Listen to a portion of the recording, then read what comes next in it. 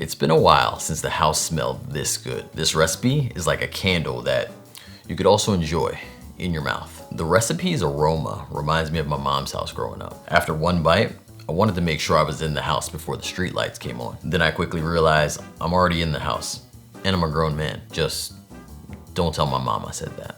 Today's recipe is my take on an Indian masterpiece, best known as Chana Masala. If you don't know this recipe, well, I guess you just don't know the recipe.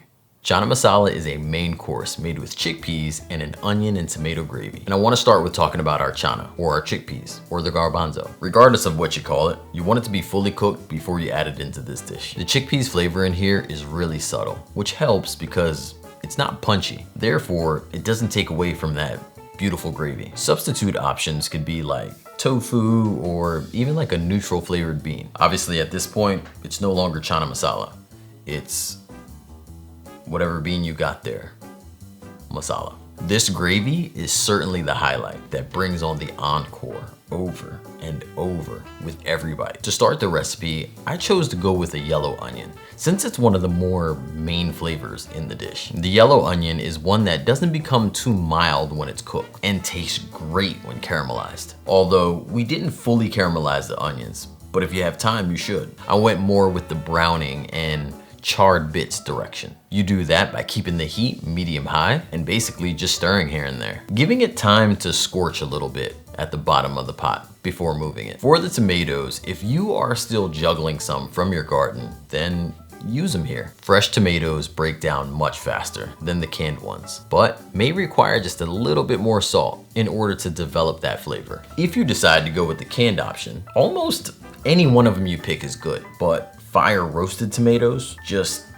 move the needle a bit further than your average masala. You have some options with your gravy. You could leave it chunky, or you could smooth it out a bit by taking an immersion blender to it and giving it a bit of a haircut. I personally don't mind either, but the kids, they, for the most part, like the smooth strain. So if you decide to smooth it out, be sure to do that before adding in your chana. Lastly, at the end of the recipe, you wanna add in your fat and your acid. The fat in the recipe is gonna help smooth things out and thicken up the recipe. And not smooth as in like everything's together and unrecognizable, sort of like I talked about the immersion blender, but smooth as in makes it feel cohesive, unlike eating a soup where there's just different parts and a liquid separation. For this portion, I went with cashew butter, but you could also use like coconut milk or a tahini or even sun butter. The acid is to help balance the flavor, and lemon juice is just a good natural citrus that just helps